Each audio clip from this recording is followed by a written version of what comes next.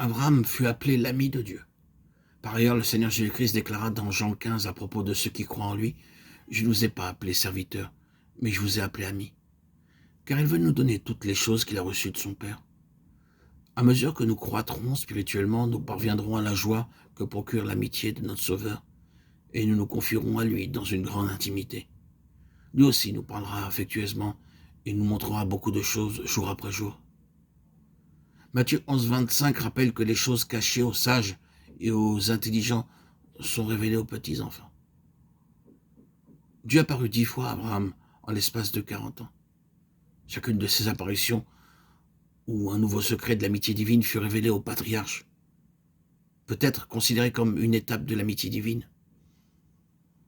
Il est écrit au chapitre 12 comment Dieu lui apparut à 2 reprises. La première, il lui ordonna de quitter le pays et de partir pour une autre contrée. Mais il n'était pas question que Lot, son neveu, l'accompagnât.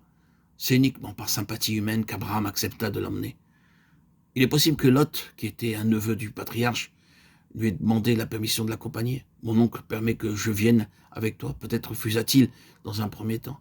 Mais par la suite, voyant les larmes de son neveu, il accepta. Les dames ont le privilège de pouvoir pleurer où et quand elles le désirent, même à l'arrêt d'autobus ou à la gare. Ainsi, pour attendrir le cœur de leur mari et obtenir de l'argent, elles se transforment en fontaines et parviennent aisément à leur fin. Elles sont capables de répandre des larmes ou de les essuyer. Ceci est dans l'ordre des choses. Par contre, il est rare de voir un homme pleurer. Il est possible que Lot ait versé des larmes pour attendrir le cœur d'Abraham, de sorte que celui-ci se laissa fléchir.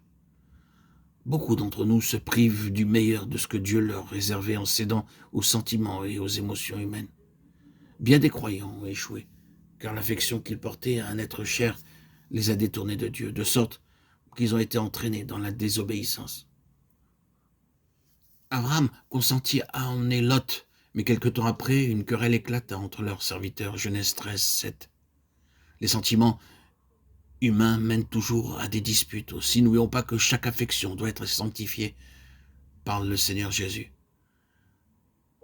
Que ce soit l'amour pour le mari, l'épouse, les enfants, les parents, les frères, les sœurs ou la parenté. Si tel n'est pas le cas, le jour viendra où nous en subirons les conséquences.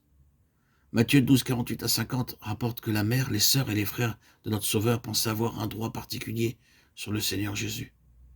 Ils lui envoyèrent un message, demandant avec insistance à lui parler, de sorte qu'il déclara « Qui est ma mère et qui sont mes frères ?»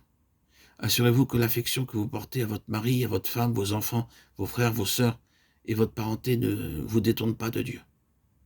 Nous rencontrons si souvent des gens qui préfèrent aimer leur parenté plutôt que de faire la volonté de Dieu. Ils disent « Oh, comment pourrions-nous faire de la peine à un tel ?» Ce faisant, ils attristent cet esprit en allant à l'encontre de la volonté de Dieu.